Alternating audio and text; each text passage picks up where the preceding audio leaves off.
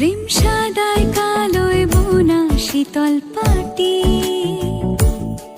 তারি যত্নে উঠোন হয় মনের মাটি।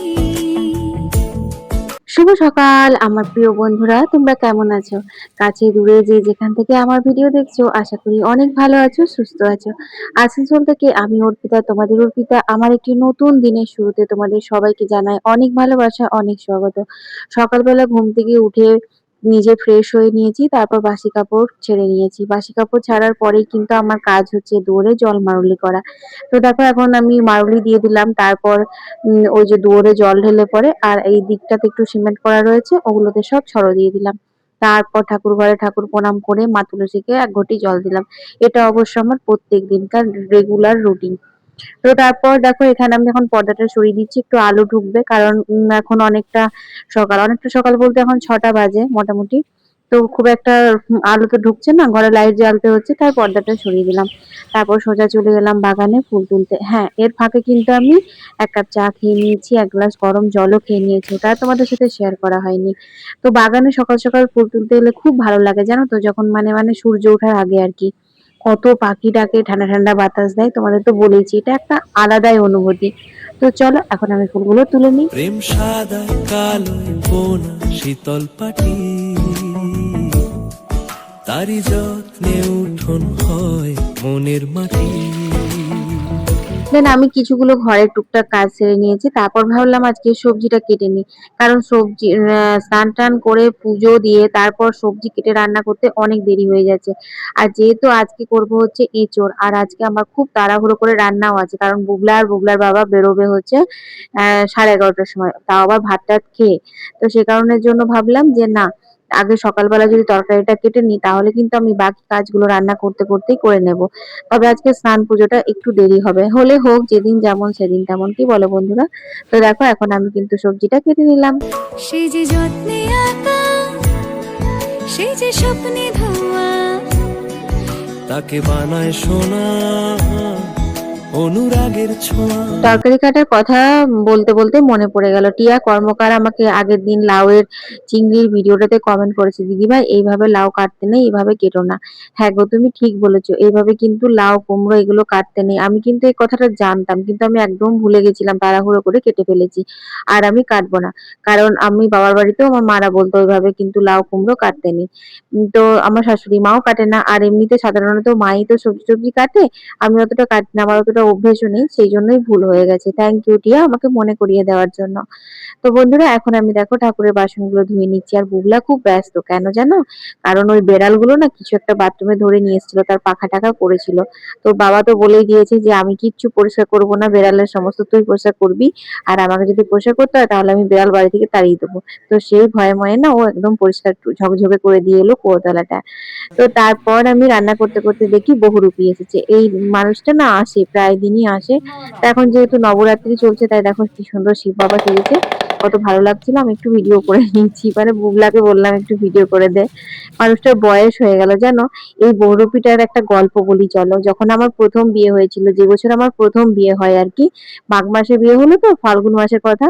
ও না সেদিনকে পাগল সেজে এসেছিল, মানে ফার্স্ট টাইম আমি ওকে দেখেছিলাম, তার আগে আমি জানতাম না যে ও বহুরূপী সেজে আসে।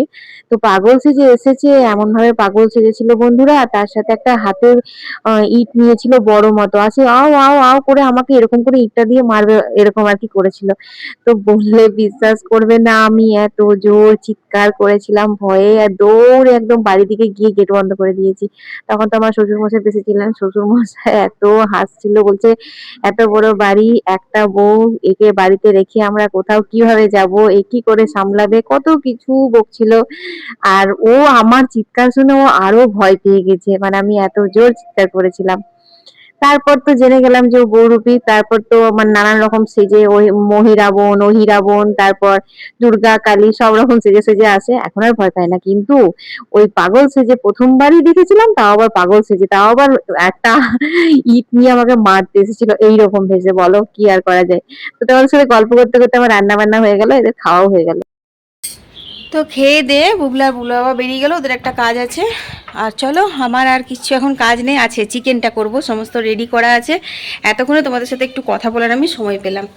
তো এই দেখো আর জামা কাপড় যা শুকিয়েছে, না শুকিয়েছে এখন থাক, একটু পরে তুলবো। তো চলো, চিকেনটা ভেবেছিলাম আজকে ইউটিউবে লাইভ করব।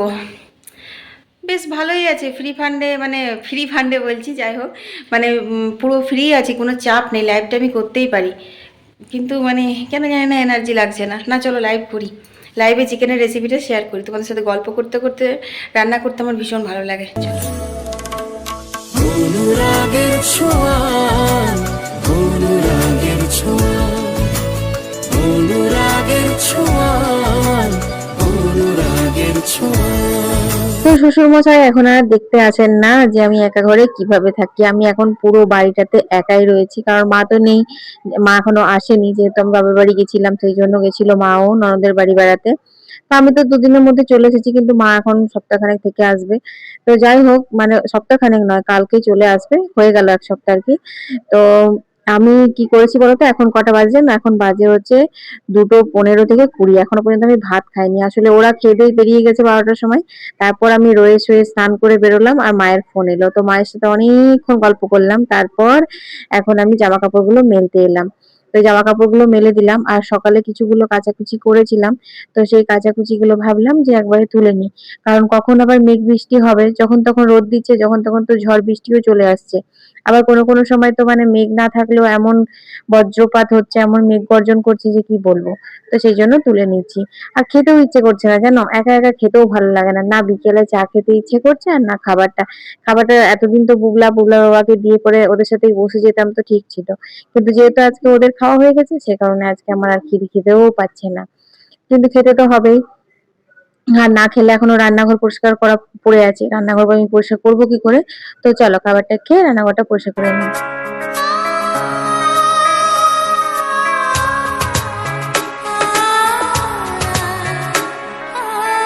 वक्त के साथ जाने कितने ही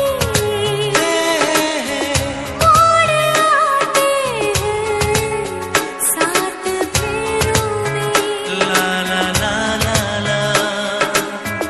वक्त के साथ जाने कितने ही मोड़ आते हैं साथ फेरों में। रंग जितने हैं जिंदगानी के सब समाते हैं साथ फेरों में, साथ फेरों में, साथ फेरों में।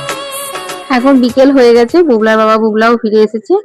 তো চা আজকে খেলাম, কারণ বুবলার বাবাকে একটা চা করে দিলাম, তারপর আমিও খেলাম। তারপর ঘর বারান্দাগুলো সব ঝাড় দিয়ে নিলাম, উঠোনটা ঝাড় দিয়ে বাসনপত্র গুটিয়ে দিলাম। ভেবেছিলাম এই ফুল গাছগুলো একটু করে জল দেবো, তারপরে আবার কি মনে হলো, বললাম না থাক, সকালে জল দেবো। ফুলগুলো কত সুন্দর লাগছে দেখো। তো বিকেলের টুকটাক কাজ সারা হয়ে গেছে, আর বেশ গরমও করছে জানো, আজকে ঝড় বৃষ্টি কিচ্ছু হয়নি, পুরো একদম গুম হয়ে আছে। তো একটু মুখে চোখে ভালো করে জল নিয়ে নিচ্ছি। আর এই যে জায়গাটা দেখছো, এই জায়গাটা আমার এখন খুব প্রিয় হয়ে গেছে। এমনিও আগেও ছিল প্রিয়, কারণ এই গ্রিলটার নিচটাতে বসে বসে আমি সকাল বিকেল দুবেলা চা খাই। পুরো বড় উঠোন, ফাঁকা উঠোন, পাখির আওয়াজ, পাখির ডাক, তারপর আমার বিড়ালগুলো ঘাসে খেলে, ওইসব দেখতে দেখতে দারুণ উপভোগ করি। আর এখন এই পাশটাতে একটু পর্দা টর্দা দিয়েছি, আরো কিছুগুলো মানে সাজানোর জিনিস কিনে ভাবছি ওখানটা একটু ভালো করে সাজিয়ে নেব। বন্ধুরা, সন্ধ্যা দিয়ে চলে এসেছি, আর এই দেখো বসিয়েছি হচ্ছে ম্যাগি। আমি খাবো না, আমি মুড়ি খাবো। না তোরা খাবি? আমাকে জবরদস্তি খাবে বলছে, কিন্তু আমার খুব অম্বল হয়েছে খেতে। যাই হোক, 5 প্যাকেট বসিয়েছি। এই যে প্যাকেটের মশলা আছে, সেদ্ধ করে মশলা দিয়ে দেবো। আজকে রাত্রে করব হচ্ছে ভাত, রুটি করব না। বুলা বাবা বলছে যে তুমি কি খাবে, আমি বললাম তোমরা যদি ভাত খাও আমিও ভাত খেয়ে নেবো, কারণ মা তো নেই। মা রাত্রে যেহেতু ভাত খেতে পাবে না বলেই প্রতিদিন রুটি করতে হয়। চিকেন রয়েছে, আলু সেদ্ধ আর ভাত করব, মানে আলু সেদ্ধ, মাংস ঝোল আর ভাত, তৃপ্তি করে গরম গরম রাত্রে খাওয়া হবে। তো চলো তাহলে আর ভিডিওটা বাড়িয়ে কি হবে, মাংসটা তো ওবেলাতেই রান্না করেছি, তোমাদের সঙ্গে ফাইনাল লুকটা শেয়ার করিনি, একটু শেয়ার করে দেবো। তো চলো আজকের ভিডিওটা এখানেই শেষ করে দিচ্ছি। সবাই ভালো থেকো, সুস্থ থেকো, কাল আবার একটা নতুন ভিডিও নিয়ে হাজির হয়ে যাবো। আমি অর্পিতা, তোমাদের অর্পিতা, টাটা। আমাদের ম্যাগি খাওয়া হয়ে গেছে বন্ধুরা। এরপর দেখো এখানে আমি সেদ্ধ ভাত বসালাম, এখন 8:30 বাজে। একটা ভিডিও আমি করলাম, তোমার এডিট করলাম, এখনো সেভ করিনি। তো এখানে আলু সেদ্ধ জন্য আলু আর চাল বসিয়ে দিলাম, আর এই ঢাকাটা দিয়ে একটু জল দিই, তাহলে উতলাবার ভয় থাকবে না। তো চলো ভাতটা হোক, আর দুধটা গরম করছি। এখানে এখনো শিখেতেই ঝুলছে, ওটা গরম করতে হবে, খাওয়ার সময় করব। তো চলো এখন আরো বাকি কয়েকটা ভিডিও এডিট করে নেব, তারপর কথা হচ্ছে। কতক্ষণ চাপিয়েছি এই ঠান্ডা বলতে হ্যাঁ একটু ছাড়া ছাড়া করে দাও। এটা বাবার, ও আচ্ছা তোকেই ধরে না, বাবাকে দেখ ভাত দেখ। হ্যাঁ দিও না দিও না দিও না।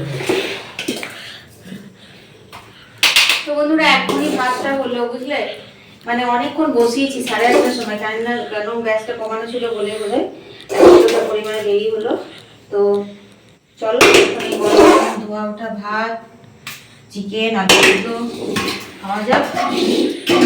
তো আজকে আলু সিদ্ধটা না পেঁয়াজ দিয়ে মেখেছি, পেঁয়াজ দিয়ে আমাদের মাখাই হয় না, তো আজকে আলু সিদ্ধটা পেঁয়াজ দিয়ে মেখেছি। আমাদের পেঁয়াজ দিয়ে তো সেরকম ভাবে মাখা হয় না, পেঁয়াজ দিয়ে কাঁচা লঙ্কা দিয়ে আলু সিদ্ধটা বেশ ভালো লাগে। বলে একটু কাঁচা লঙ্কা বের করে নিবি, তুমি বের করো। এই দিনের রিচোটা নেবে না আর খাবো না, কালকে খাবো রুটি দিয়ে। তো বন্ধুরা এই হচ্ছে আমার লাল লাল ঝাল ঝাল চিকেন। হয়নি তখন খেতে কেমন লাগছে? ভালো ভালো লাগেনি? তাহলে চলো বন্ধুরা, আজকের ভিডিওটা এখানেই শেষ করে দিচ্ছি। তোমরা অবশ্যই কিন্তু লাইক শেয়ার করতে ভুলো না আমার ভিডিওতে, আর কমেন্ট করে জানিও কে কোথা থেকে আমার ভিডিও দেখছো। টাটা।